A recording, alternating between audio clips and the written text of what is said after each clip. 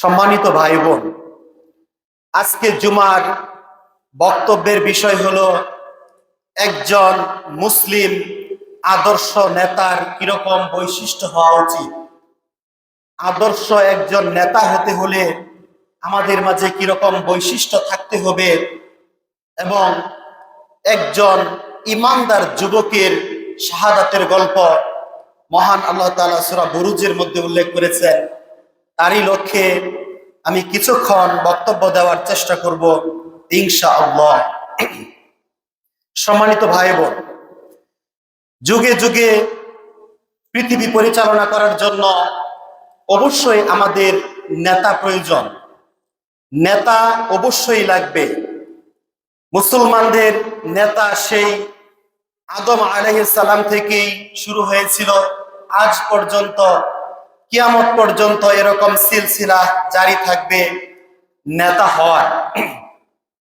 মুসলমানদের সঠিক পথে পরিচালনা করার জন্য, সরল পথে থাকার জন্য অবশ্যই আমাদেরকে নেতা নির্বাচন করতে হবে। একজন আদর্শ নেতা হতে হলে আমাকে আপনাকে সর্বপ্রথম খুবই দায়িত্বর সাথে, গুরুত্বের সাথে এই বিষয়গুলো বিবেচনা করতে হবে। তার মধ্যে আমরা যাকে নেতা নির্বাচন করব তার মধ্যে সর্বপ্রথম তাকওয়া এবং আল্লাহ ভীতি থাকতে হবে। মহান আল্লাহ তাআলা কোরআনুল কারীমে সূরা হুজরাতের 13 নম্বর আয়াতের মধ্যে তিনি বলেন, ইন্না আকরামাকুম ইনদাল্লাহি আতকাকুম। আল্লাহর কাছে সবচেয়ে সম্মানিত, মর্যাদা সম্পন্ন যেই সবচেয়ে বেশি তাকওয়াবান, পরহেজগারী, যার মধ্যে আল্লাহ ভীতি আছে, আল্লাহ তাআলা তাকে সবচেয়ে বেশি ভালোবাসেন, আল্লাহ তাআলা তাকে সবচেয়ে বেশি পছন্দ করেন। এই জন্য নেতা সবসময় আল্লাহ তাআলাকেই ভয় করবে, কোনো মানুষকে দেখে ভয় করবে না। কোনো কথা বলতে হলে একমাত্র আল্লাহ তাআলাকে রাজি খুশি করার জন্যই কথা বলবে, কোনো মানুষকে খুশি করার জন্য কোনো কথা বলবে না। একজন আদর্শ নেতা হতে হলে তার মধ্যে ইনসাফ এবং ন্যায় বিচার থাকতে হবে। অবশ্যই ইনসাফের কথা বলতে হবে, ন্যায়ের কথা বলতে হবে। এ সম্পর্কে মহান আল্লাহ তাআলা কোরআনুল কারীমে সূরা নাহলের 90 নম্বর আয়াতের মধ্যে তিনি আমাদেরকে উপদেশ দেন, ইন্নাল্লাহা ইয়া'মুরু বিল আদলি। যে অবশ্যই যে ব্যক্তি নেতা হবে নিশ্চয়ই আল্লাহ তাআলা আমাদেরকে ন্যায় বিচারের জন্য আদেশ করেন। কোনো প্রকার সীমা লঙ্ঘন করা যাবে না, কোনো প্রকার অন্যায় অশ্লীলতাকে সাপোর্ট করা যাবে না, শয়তানের কুমন্ত্রণায় নিজেকে লিপ্ত করা যাবে না। মন্দ কাজ থেকে আমাকে আপনাকে অবশ্যই বিরত থাকতে হবে, কোনোভাবেই সীমা লঙ্ঘন করা যাবে না। এগুলো হলো একজন আদর্শ নেতা হওয়ার বৈশিষ্ট্য। তারপর মহান আল্লাহ তাআলা আমাদেরকে আমানতদার এবং দায়িত্বশীল হতে তিনি আমাদেরকে বলেন। মহান আল্লাহ তাআলা সূরা নিসা 58 নম্বর আয়াতের মধ্যে বলেন, ইন্নাল্লাহা ইয়া'মুরুকুম আন আ'দ্দুল আমানাতি ইলা আহলিহা। যে আল্লাহ তোমাদের আদেশ দেন আমানত তার হকদারদের কাছে পৌঁছে দিতে হবে। একজন নেতার ক্ষমতা সে যে পাবে তার এটা হচ্ছে মহান আল্লাহ তাআলার পক্ষ থেকে একটা আমানত। ক্ষমতা সবসময় সৎ কাজের মধ্যে নিয়োজিত থাকতে হবে, সৎ কাজের আদেশ দিবে এবং অসৎ কাজ থেকে বিরত রাখবে। এটাই হবে নেতার বৈশিষ্ট্য। জনগণের যে হক নেতার কাছে প্রাপ্য, নেতা সেই হকগুলো পুরোপুরিভাবে আদায় করতে হবে, জনগণকে বুঝিয়ে দিতে হবে। মহান আল্লাহ তাআলা আমাদেরকে ফয়সালা করেন ন্যায় ভিত্তিক। তিনি আমাদেরকে এটাই উপদেশ দেন, তোমরা ন্যায় ভিত্তিক ফয়সালা করবে এবং সত্যতার সাথে তোমরা জীবন যাপন করবে। ক্ষমতা কোনো ভোগ নয়, এটি হচ্ছে মহান আল্লাহ তাআলার পক্ষ থেকে একটি বিশেষ আমানত। এই আমানত আমাদেরকে এবং নেতা যারা হবে তাদেরকে অবশ্যই এদিকে লক্ষ্য রাখতে হবে। মহান আল্লাহ তাআলার উপদেশ অক্ষরে অক্ষরে পালন করতে হবে। একজন নেতা যখন হবে, নেতা একা একা কোনো ডিসিশন, কোনো সিদ্ধান্ত গ্রহণ করতে পারবে না। মহান আল্লাহ তাআলার পক্ষ থেকে মহান আল্লাহ তাআলাই আমাদেরকে উপদেশ দিচ্ছেন কিভাবে শূরা ভিত্তিক, পরামর্শ ভিত্তিক কিভাবে আমরা আলোচনা সাপেক্ষে যে কোনো সিদ্ধান্ত গ্রহণ করব। মহান আল্লাহ তাআলা বলেন সূরা শূরা 38 নম্বর আয়াতের মধ্যে বলেন, ওয়াল্লাযীনা ইসতাজাবু লিরাব্বিহিম ওয়া আকামুস সালাতা ওয়া আমরুহুম শুরা বাইনাহুম ওয়া মিম্মা রাযাকনাহুম ইউনফিকুন। যে নেতা সেই ব্যক্তি হতে পারবে যে ব্যক্তি মহান আল্লাহ তাআলার ডাকে, মহান আল্লাহ তাআলার আহ্বানে সাড়া দিবে। মহান আল্লাহ তাআলা যে সকল হুকুম আমাদেরকে করেছেন, যেরকম আদেশ আমাদেরকে করেছেন, প্রত্যেকটা আদেশ এবং হুকুম পুঙ্খানুপুঙ্খভাবে পালন করতে হবে। তারপর ওয়া আকামুস সালাহ, অবশ্যই আমাদেরকে 5 ওয়াক্ত সালাত আদায় করতে হবে। নেতা অবশ্যই এমন হবে যেই নেতা 5 ওয়াক্ত সালাত আদায় করবে। কোন নেতা যদি 5 ওয়াক্ত সালাত আদায় না করে আমরা তাকে নেতা হিসেবে নির্বাচিত করতে পারবো না। মহান আল্লাহ তাআলা মুমিন হিসেবে, ইমানদার হিসেবে তিনি আমাদেরকে এই কথাই বলেন। তারপর যে কোনো সিদ্ধান্ত গ্রহণ করতে হলে অবশ্যই পরামর্শ ভিত্তিক আলোচনা সাপেক্ষে সেই সিদ্ধান্ত গ্রহণ করতে হবে। মহান আল্লাহ তাআলা এখানে বলেন ওয়া মিম্মা রাযাকনাহুম ইউনফিকুন, এবং আমি তোমাদেরকে যে রিজিক দিয়েছি সেই রিজিক থেকে তোমরা অবশ্যই ব্যয় করবে। সমাজের স্বার্থে, মানুষের স্বার্থে, জনগণের স্বার্থে বিভিন্ন শীতের সময়, গরমের সময় যখন যা কিছু প্রয়োজন, নেতা সেটা পরামর্শ ভিত্তিক মানুষের মাঝে সেই ফয়সালা করবে। এক নায়কত্ব নয়, অবশ্যই পরামর্শ ভিত্তিক নেতৃত্ব স্থাপন করতে হবে। মহান আল্লাহ তাআলা আমাদেরকে বিভিন্ন সময় আরো বিভিন্ন ভাবে তিনি উপদেশ দেন। একজন নেতা হতে হলে তাকে ধৈর্যশীল হতে হবে, সহনশীলতা তাকে হতে হবে। এ সম্পর্কে মহান আল্লাহ তাআলা কুরআনুল কারীমে সূরা আনফালের 46 নম্বর আয়াতের মধ্যে বলেন ওয়াতিউল্লাহ ওয়া রাসূলহু, অবশ্যই অবশ্যই তোমরা একমাত্র আল্লাহ তাআলার আনুগত্য করবে এবং রাসূলুল্লাহ সাল্লাল্লাহু আলাইহি ওয়াসাল্লামের আনুগত্য করবে। এছাড়া দ্বিতীয় কোনো পথ ঘাট আমাদের জন্য খোলা নেই। সুন্নাহ ভিত্তিক জীবন পরিচালিত করতে হলে আমাকে আপনাকে অবশ্যই অবশ্যই রাসূলুল্লাহ সাল্লাল্লাহু আলাইহি ওয়াসাল্লামের দেখা সেই পথে থাকতে হবে। তারপর মহান আল্লাহ বলেন ওয়ালা তানাযাউ তাফশালু ওয়া আযহাবাল রিহুকুম, তোমরা যদি ঝগড়া বিবাদের মধ্যে লিপ্ত হও, পারস্পরিক বিদ্বেষ হিংসার মধ্যে, ঝগড়ার মধ্যে তোমরা যদি লিপ্ত হও, তাহলে তোমাদের শক্তি অবশ্যই অবশ্যই হারাবে। তার মানে যখন হিংসা হবে, যখন ঝগড়া বিবাদ শুরু হয়ে যাবে, এক মানুষ অন্য মানুষকে দেখতে পাবে না, এক নেতা অন্য নেতাকে যখন দেখতে পারবে না, অহংকার করবে, হিংসা করবে, যখন ঝগড়ার মধ্যে লিপ্ত হবে, তখন মহান আল্লাহ তাআলা বলেন তোমরা তোমাদের শক্তি তখন হারাবে, তোমরা নিঃশেষ হয়ে যাবে, তোমাদের শক্তি তখন নিঃশেষ হয়ে যাবে, তোমরা কখনো বিজয় অর্জন করতে পারবে না। এই জন্য মহান আল্লাহ তাআলা আমাদেরকে বলেন ওয়াসবির, তোমরা ধৈর্য ধারণ করো। যে কোনো বিপদ আপদে আমাকে আপনাকে ধৈর্য ধারণ করতে হবে। মহান আল্লাহ বলেন ইন্নাল্লাহা মা'আস সাবিরিন, নিশ্চয় নিশ্চয় যারা ধৈর্য ধারণ করে আল্লাহ তাআলা ধৈর্যশীলদের সাথে থাকেন।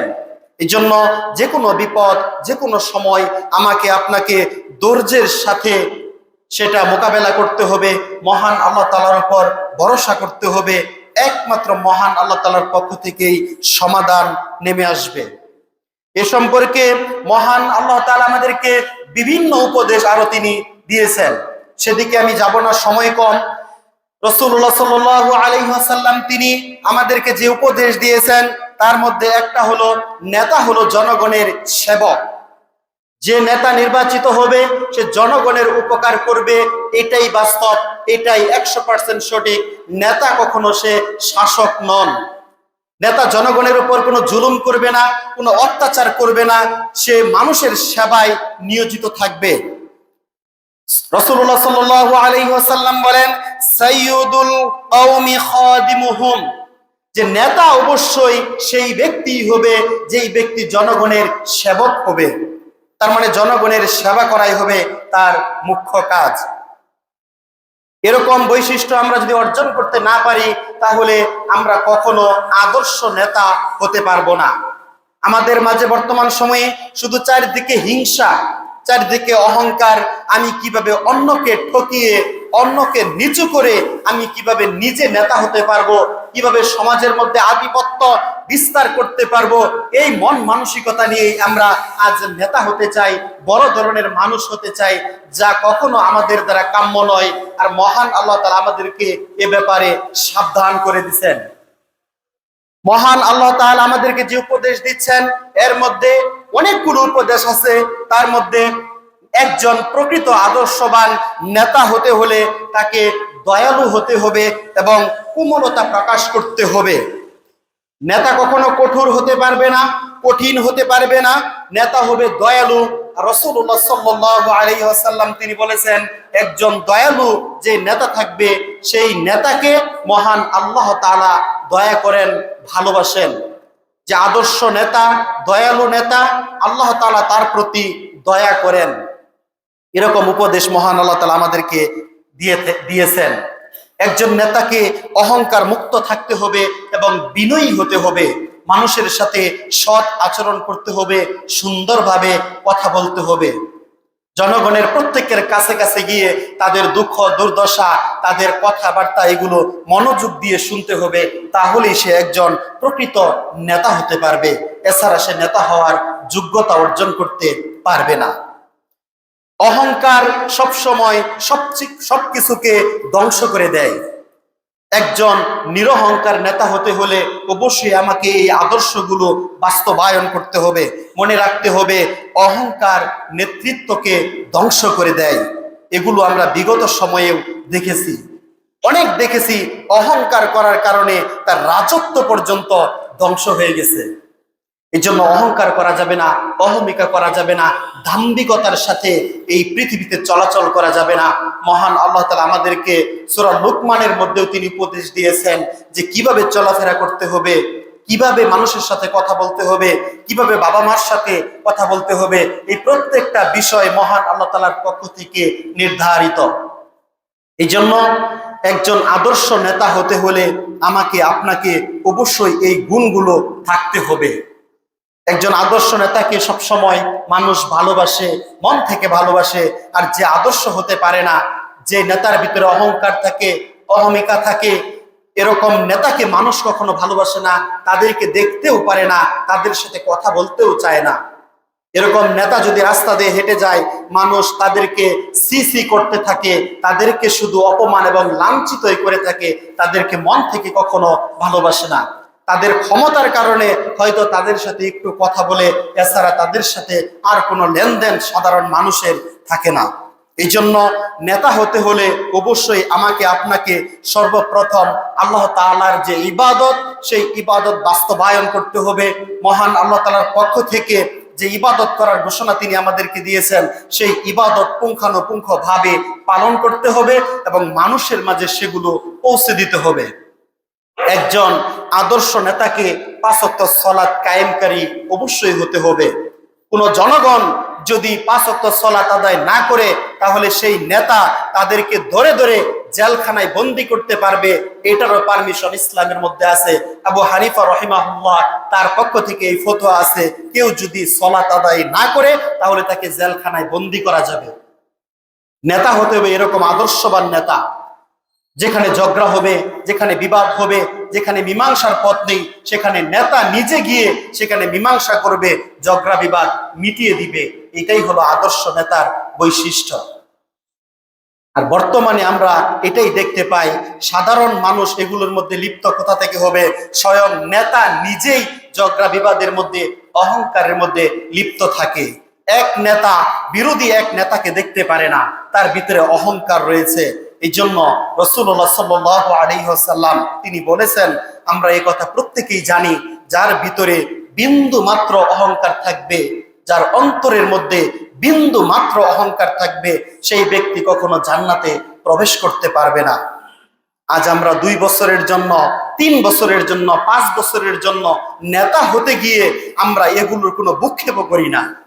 এগুলো আমাদের কাছে কোনো কথাই নয়। 5 বছরের জন্য আমি নেতা হলাম, আমি সবকিছু ভুলে গেলাম, আল্লাহ তাআলার হুকুম ভুলে গেলাম, আল্লাহ তাআলার আহকাম আমি ভুলে গেলাম, আল্লাহ তাআলার আনুগত্য করতেছি না, আমার ভিতরে 5 ওয়াক্ত কোনো সালাত নেই, আমার ভিতরে কোনো জাকাতের হিসাব নেই, আমার ভিতরে হজের কোনো তোয়াক্কা নেই, লক্ষ লক্ষ কোটি কোটি টাকা আমি হারাম ভাবে অর্জন করতেছি, কোনো তোয়াক্কা করতেছি না। এরকম নেতা আসলে বর্তমান সময়ে কোনো জনগণ, কোনো মানুষ চায় না। আজ মানুষ সত্যের পথে আসতে চায়।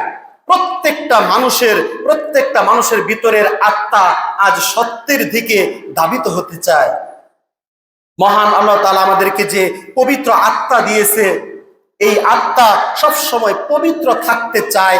আমরা এই আত্মাকে সব সময় পাপের মধ্যে লিপ্ত রাখি, এই আত্মাকে আমরা কলুষিত করতে চাই। মহান আল্লাহ তাআলা আমাদেরকে কিয়ামতের দিন অবশ্যই প্রশ্ন করবেন যে আমি তোমাকে পবিত্র একটা আত্মা দিয়ে, একটা পবিত্র একটা নফস দিয়ে আমি তোমাকে পৃথিবীতে পাঠিয়েছিলাম, সেই নফস তুমি আমাকে ফিরিয়ে দাও।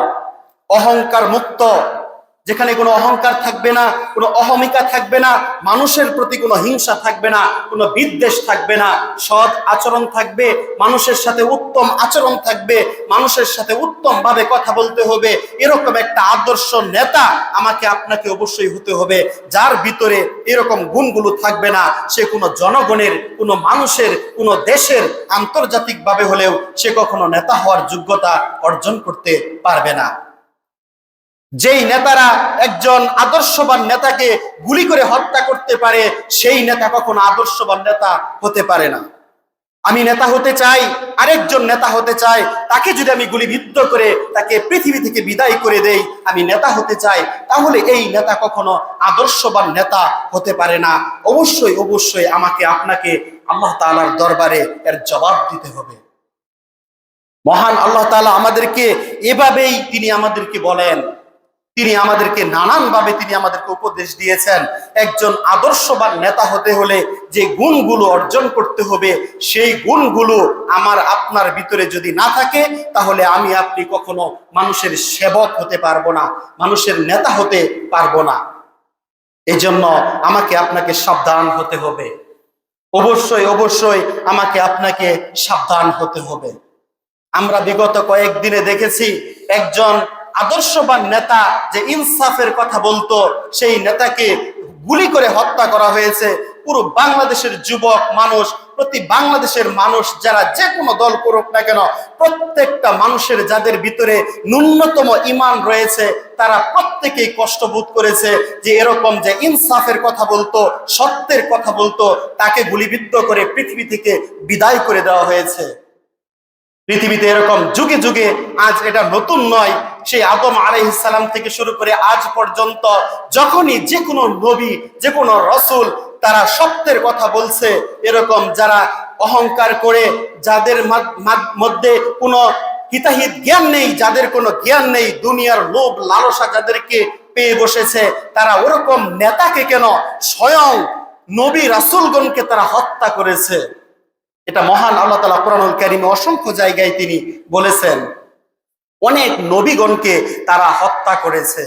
সত্য বলতো, প্রত্যেকটা নবী রাসূলগণ আল্লাহ তাআলার পক্ষ থেকে সত্য কথা বলতেন, তাদেরকে পর্যন্ত কাফেররা হত্যা করেছে। এরকম যুগে যুগে হত্যা থাকবেই। তাই বলে আমরা সত্যের দিকে যাব না এমনটা নয়। অবশ্যই আমাদেরকে সত্যের সাথে থাকতে হবে, সত্য কথা আমাকে আপনাকে অবশ্যই অবশ্যই বলতে হবে।